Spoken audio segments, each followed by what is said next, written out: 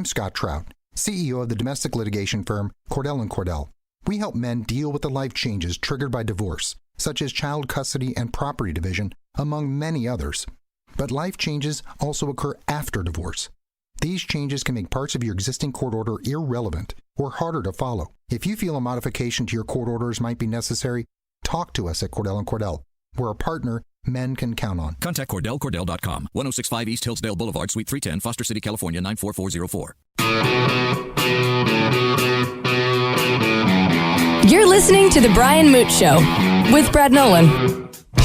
What's up? I'm the Brad Nolan part, at Brad Nolan on Twitter, Instagram, and everywhere else. Brian Moote is in the house. What up? I am Moot Points on Twitter. And Moot Comedy everywhere. Just go look up Moot. I know, there's not a lot of Moots out there. Nah, I really got the market cornered. Unless you find Patrick and then you find his movie about his painfully average penis. His mockumentary on that. What? I mean, could there be anything else than a mockumentary about an average penis? I mean, a documentary sounds so silly. You're mocking your life, your existence. Specifically, though, with Pat, most things, whether they're true or not, or whether they're real life or not, it's just a kind of a mocking of it. Oh, definitely. Well, that's like comedy in general. My wife and I are actually having a conversation about Pat earlier today. Why on earth would you be doing that? That sounded like I'm setting you up. I have no idea what you're doing. Tell me, Brett. It's like when someone sits down on one of those cheesy comedy shows. Yeah, my wife and I were actually having that conversation. Tell me about it, buddy. What was it? Did you forget to clean the dishes? Hey. That's the worst. That's the kind of radio I absolutely hate, is when you have to submit when you're, like a guest on the show or whatever. And they're like, hey, what kind of things do you want to talk about? Ask me about tandem bikes. I got a real hot take on that. And they set you up. So Brian, you got a problem with tandem bikes? You never believe it. Tandem bikes, the nerve to dress the same on them as if we don't know you're a couple. Get out of here. Yeah, I think that that is unquestionably bad radio and bad podcasting, but you get away with it in the podcast. Well, I was mocking it. I was making a mockumentary of bad radio. Well, listen, you don't know the story, so shut your mouth. We were talking about Pat earlier because he's going through some stuff right now. Oh, yeah, health-wise. Yeah, and my wife was like, I hope he doesn't make a joke out of it. It's not funny. About health problems? Yeah, because that's the way your brother deals with things. He goes, it's fine. Well, no, he's not. I mean, and also, if you're wondering, we're being cryptic because I got in trouble because we taped a conversation about it. My brother and I did, but we're gonna run it when when the family's ready to talk more about health stuff. But serious health things. So listen to that. It'll be out on Friday. Friday. No, the thing about it is that he doesn't. He's not gonna make a joke about it. I think that the things that we've talked about when it comes to health, when it comes to males specifically, I think it'd be probably a tough thing for women to wrap their heads around, but dudes aren't good at going to the doctor ever, even when they're not feeling well, because we've just been conditioned to walk it off. You suck it up. Yeah, you puss. Yeah. So I think the conversation that we've been having when it comes to his health, and we're going to be finding out a bunch of screenings and testings and things like that, is that you got to listen to your body, man. When things aren't going well for your health, you don't just try to ignore it and walk it off, because it's a kind of a realization you have when you become an adult that, oh man, I could die from something. This could be serious. This might not just be a little bit of, I don't know, maybe the reason I'm not sleeping is because I'm having other problems in my life in terms of physicality. It's that realization that you're not invincible, I guess I'd say. Yeah, and I think that that's tough for any dude, and a lot of women too, but in specifically this crew too, because my wife was just coming at the angle of if I talk to him about it, he, because his defense mechanism is comedy, and I'm like, yeah, but I mean, look, he's a sensitive bird. Yeah, though. I was gonna say, here's the thing though, when I look at Pat in the eye and say, hey man, let me know if you need anything, all the comedy goes away. Mm-hmm. You can see it in his eyes, and he feels like he's just like, okay, man, thank you. Sure, I understand. And so she's all nervous. She's like, I want to invite them all over for dinner, but all this other stuff. It's so funny. She's extra worried about it. I think people or mistake my brother's sensibilities for mine. Right. I'm the kind of person where if I have any sort of ailment, which I've had before, I've had stomach problems. I'm like, don't treat me like I'm going to break. Get away from me. I'd rather have you not even address it. Yeah. Because Yeah, I'm going to handle it on my own, but also it just bothers me when I feel like people are being delicate around you, and that goes for anything.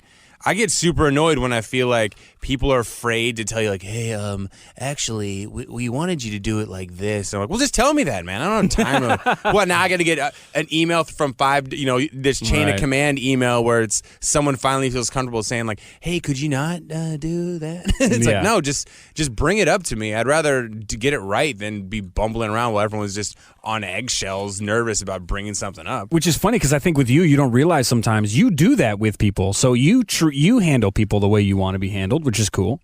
To a point, I'm sure, but on the other hand, it probably makes people not want to work around me. Well, no, it's like this. Like let's say I do something messed up, and you would immediately go, "Hey, dude, you screwed that up. Let's fix it." I'd probably do it in a jokey way, like, "Boy, that was bad." Yeah, you would do it in a jokey way, but nobody. Like, everyone gets it. It's not a joke. Right. But at least it wasn't like, I didn't blame you, like, you incompetent moron. Yeah. But then people go, oh, maybe Brian will get mad if I say this to him. I don't have time to get mad. And the silly thing is, I know, like, and if they would just know that, everything would be fine. In my life, your career's going to be fine. In my life, I don't have time to get mad. I can't figure out why I think I'm gonna be okay. Maybe you never know. The whole thing could fall apart like a house of cards at any moment. This flimsy built foundation of a career. This is how you and I operate, with that thought all the time, right. just floating there. Yeah, well, I'll have a story about that in a second, about me and my awful ideas on booking and travel. Again, every time. I've been banned by my girlfriend from booking any travel.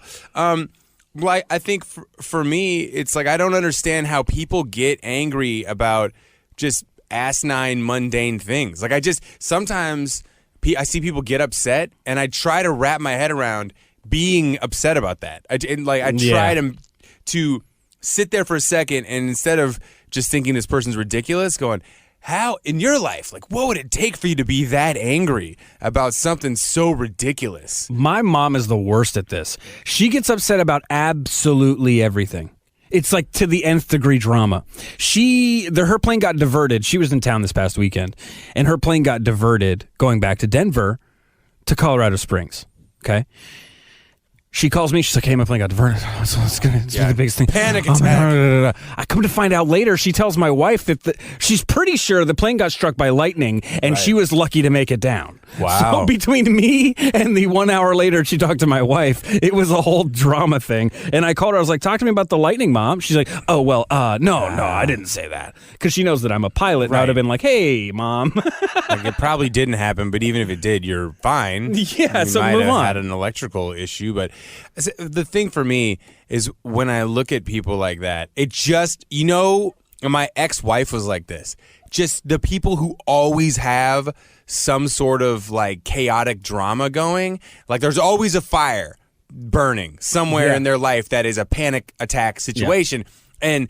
And someone like me is going, okay, we got that fire put out, that one, and then it's all of a sudden like, my mom, I'm this, and you're like, oh my God, we got another fire. You put that one out. Then all of a sudden over here, it's like, this guy's being a total jerk. It's like, geez, we got another. Everything is on fire.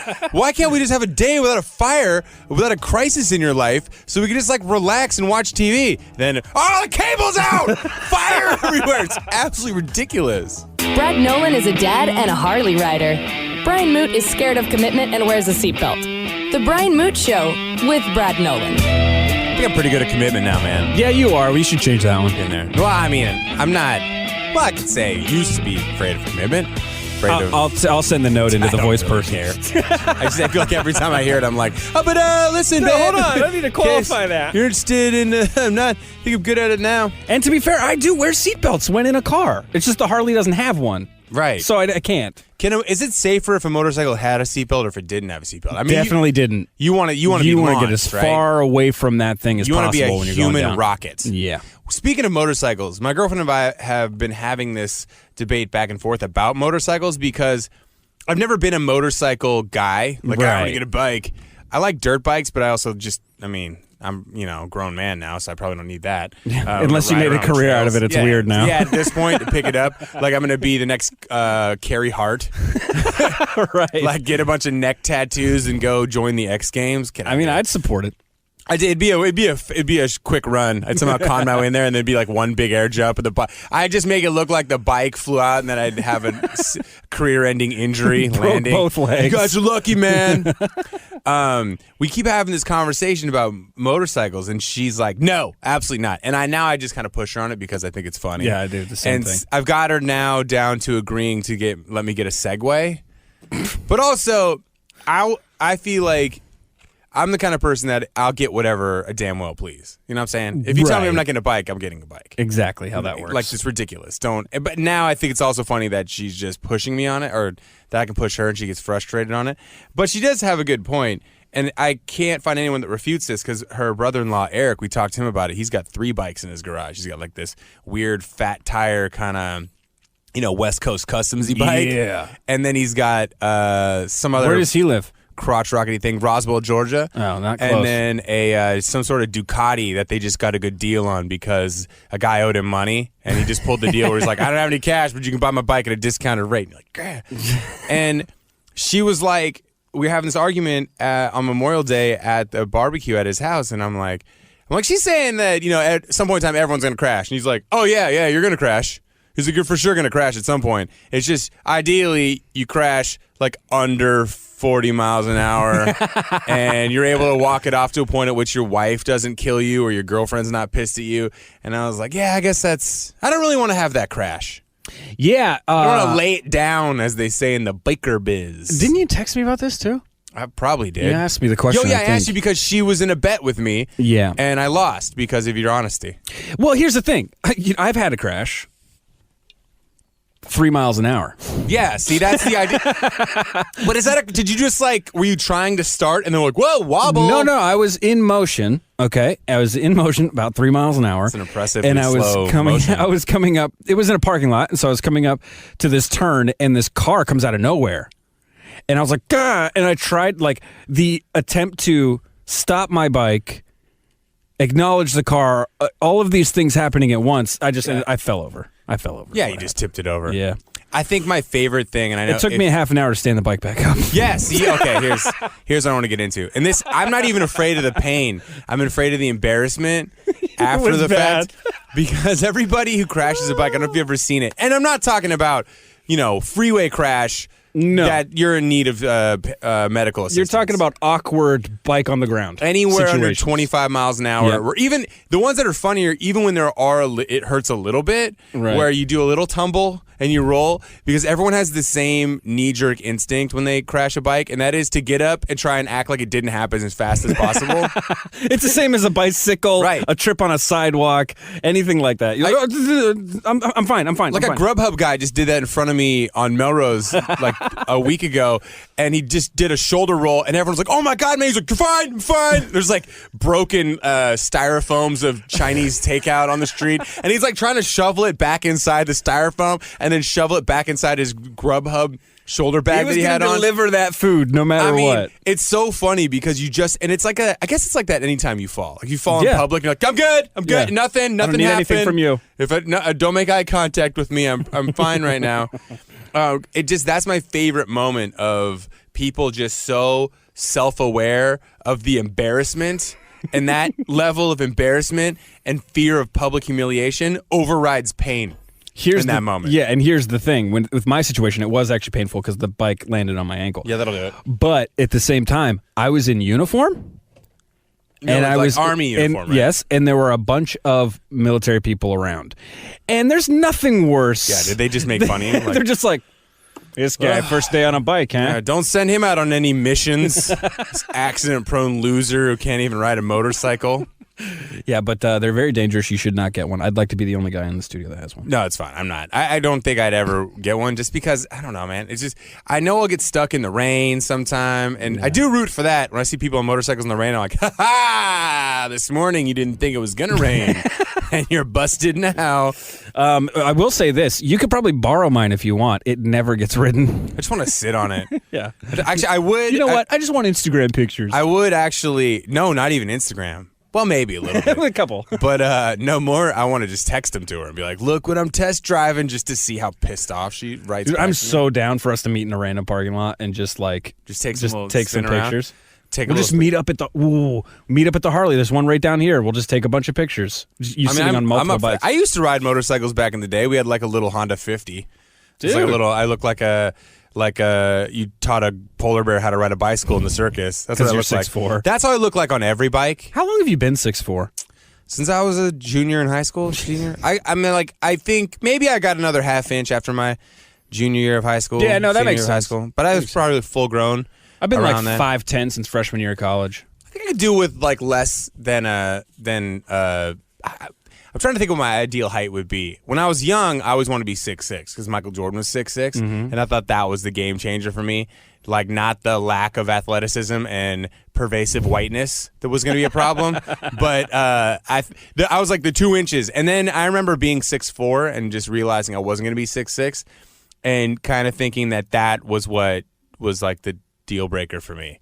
Like, and professional basketball. So that's why you ended that. I mean, I know you had started down the road of professional basketball. You kind of tried to. Everybody tries to in all levels of college sports, but then you'll have a moment where you just realize that any professional basketball is going to be just experiential only. Like, it wasn't going to be a career. It was just going to be like, hey, I'm going to go to Greece, and hey, it'll be kind of fun. I get to go to Turkey. I get to go to all these cool places and pretend that I'm a professional athlete for a year, and then I'll just quit this. Does basketball have practice squads like football does? In college, they do. In the NBA, they don't. They will sign people to 10-day contracts. But basketball doesn't really have practices once the season starts. They kind of just have shoot-arounds and walkthroughs. But they do have guys that they'll sign to 10-day contracts and then call them up for, X amount of days. And then they have the developmental league they'll put you in. And baseball's got a farm system, so they don't practice. I mean, practice baseball, just hit grounders at you. A buddy of mine he is on the practice squad for the Ravens for football. And he makes like $100,000 a year just to show up to practices. Yeah, you have to be like a pretty high level practice squad guy, because there's some people that don't make close to that money on the practice squad, and in a position that they actually need. Right. And so you're on the practice squad, but basically you're just kind of in the farm system. So he's probably like a high value position, like a skill player. Definitely not someone that would be on special teams, but like a tackle or I don't know anything about it. Or a quarterback. Other than he gave up. He graduated the same year at college. So he gave up. He was just like, yeah, no, I got on the practice squad, so I'm good. I'm just going to park it here until I'm not here anymore.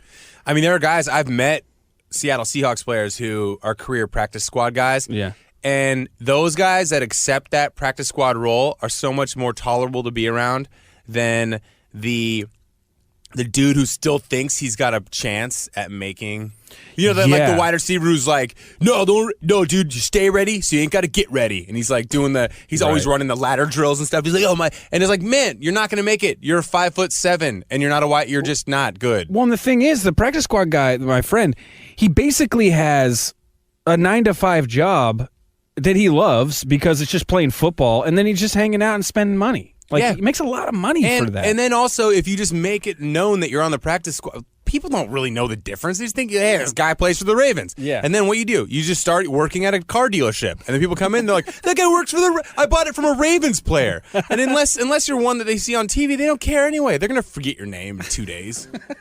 And everyone wears a helmet on the field anyway. You can just be like, I'm that guy. I'm that number guy. We've now done 2 segments. We intended to talk about something completely different, and starting at the first one, and we forgot. What were we going to talk about? Well, I want to talk about Roseanne Barr. Oh, let's do that next. Screwing the entire show. Oh, my God.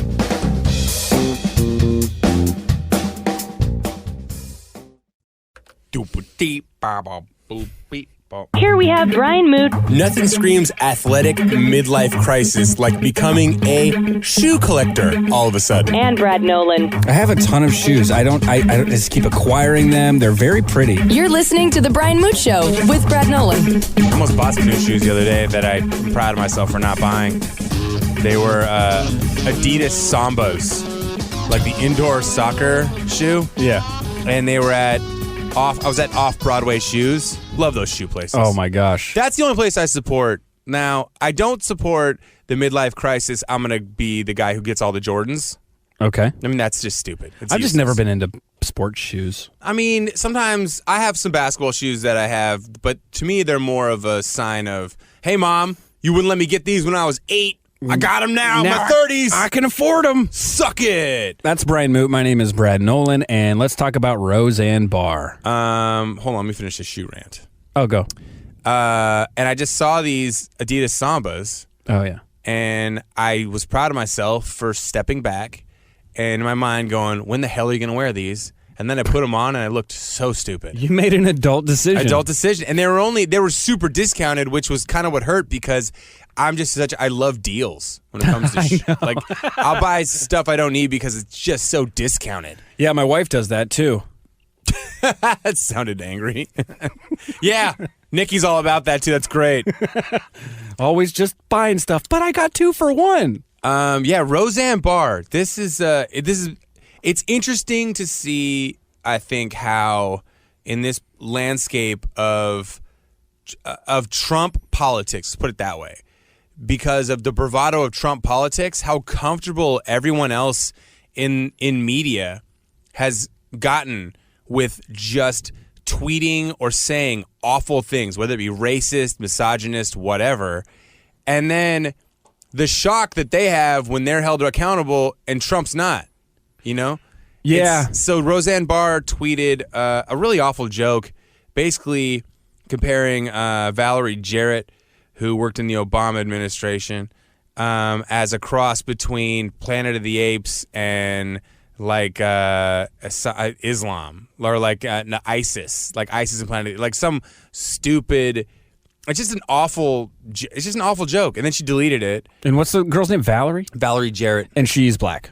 I'm unsure. Okay. I'm assuming yes, right? Because of the racial undertones of Planet of the Apes. Which is an awful racist comparison. And I don't really want, I find it interesting not, because, I mean, we can all sit here and go, Roseanne Barr, you're an idiot. Right.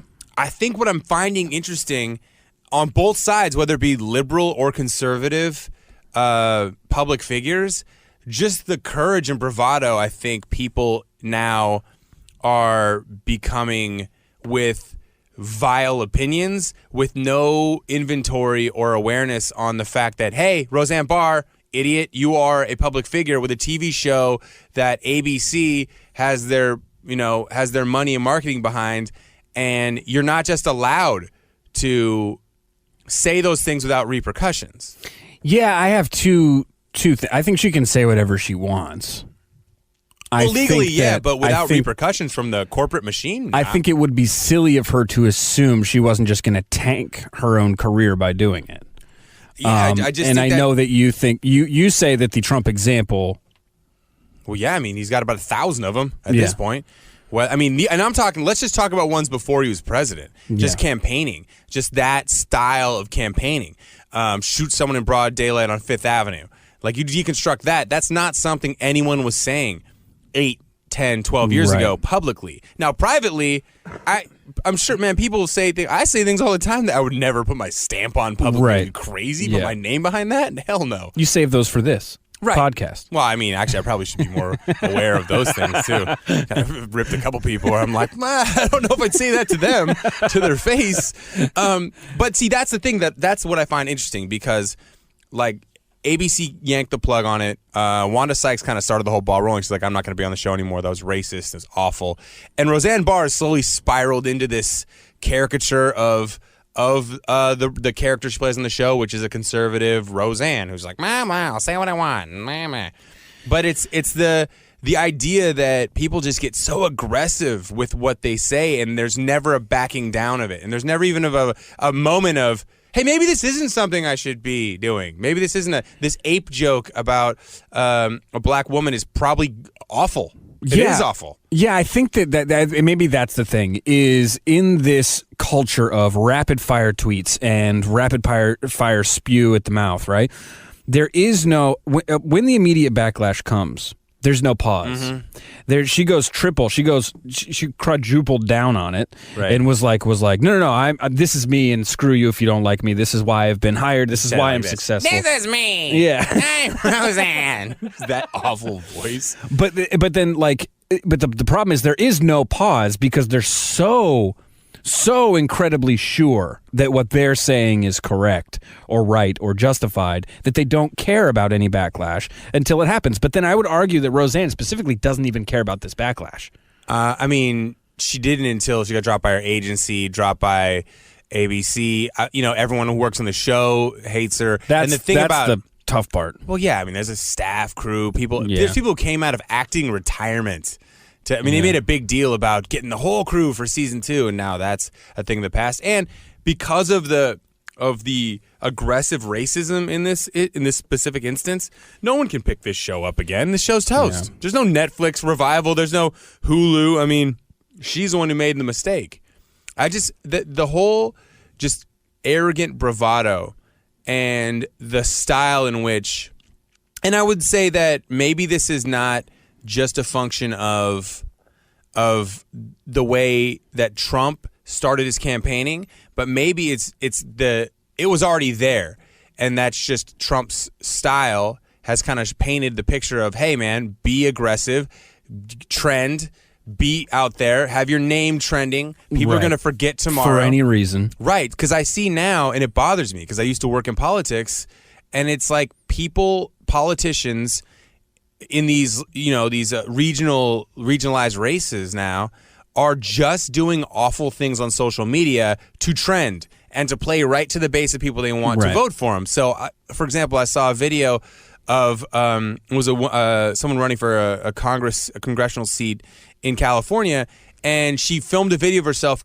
confronting a transgender woman using a women's bathroom, right. Did it solely for the video, right? Did it 100% for a video to trend, and I just feel like whether you're conservative, liberal, Democrat, Republican, libertarian, when we start doing things solely to break the internet, it's not good for anybody.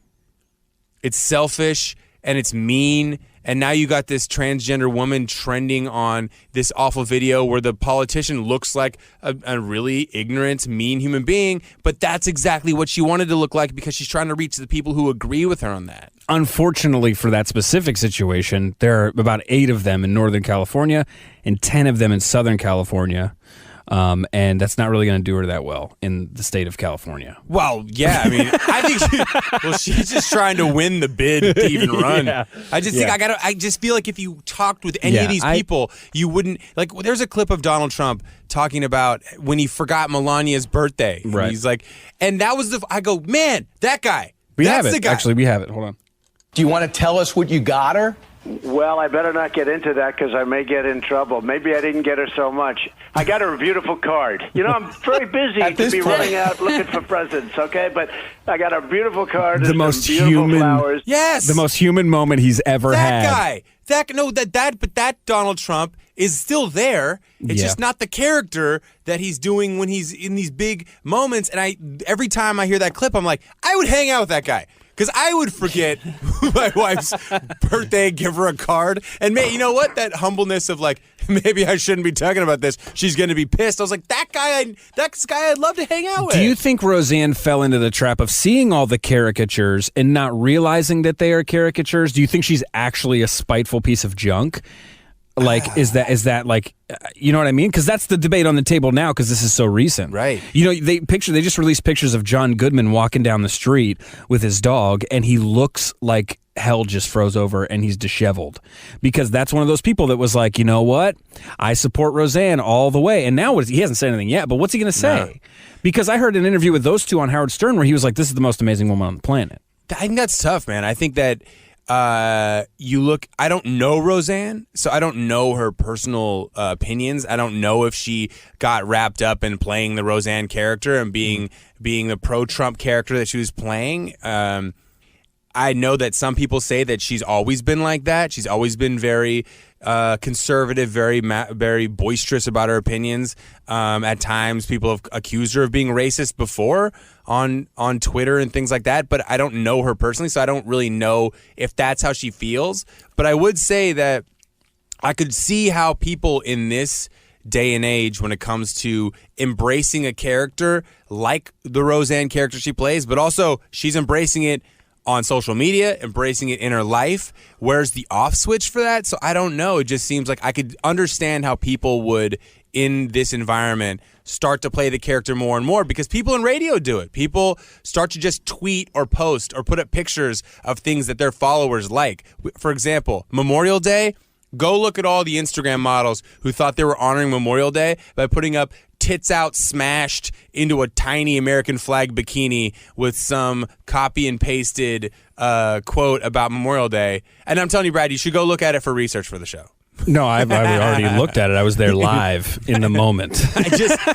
I just think people. And I thought, honestly, I thought it was the most American thing I saw on Instagram. But I agree. I've fallen victim to it. I've posted things that immediately, like some of the people who follow me weren't a fan of, and I was like, delete it. I don't want to offend anybody. So you start to buy into your own, whatever you call your brand. I guess it's silly, but it just seems. But here's the thing with Roseanne. Get dangerous. Here's the thing with Roseanne. The whole thing about Roseanne, the reason I think it was successful in the first place, and she says the reason it was successful in the first place, the first go around, was because it was exactly who she was. Mm-hmm. They pulled no punches. She was that. And so I have a hard time believing there's actually a separation. I think what they did, and this is why I don't like it, is the initial Roseanne was an authentic character. She was a hardworking, conservative, initially in that show, not super accepting, but that was part of the beauty of the show. Right. Is that the kids start to have traits that make them more human, that make, sexuality, gender identity, all these other things. And then you see these two parents who come from a different time and are struggling, have to learn how to navigate this new world together. And with this show, I think they went specifically, they go like, well, who's our demo going to be?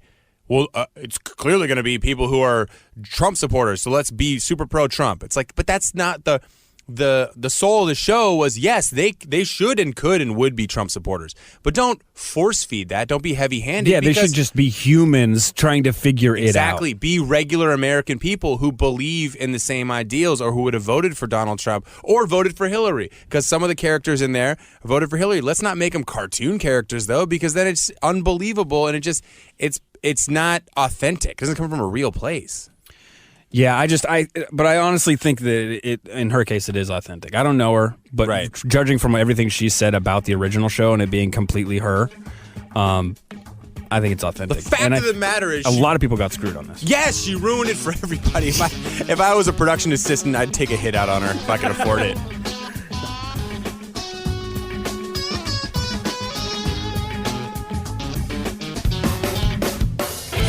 The Brian Moote Show with Brad Nolan. Say Metro by T-Mobile got the best deal in wireless, and it's all for you, all for me. Just switch quickly, because Metro has 2 lines for $80 and 2 Samsung Galaxy J7 Star phones for free, plus Amazon Prime included. That's the way wireless should be, only at Metro.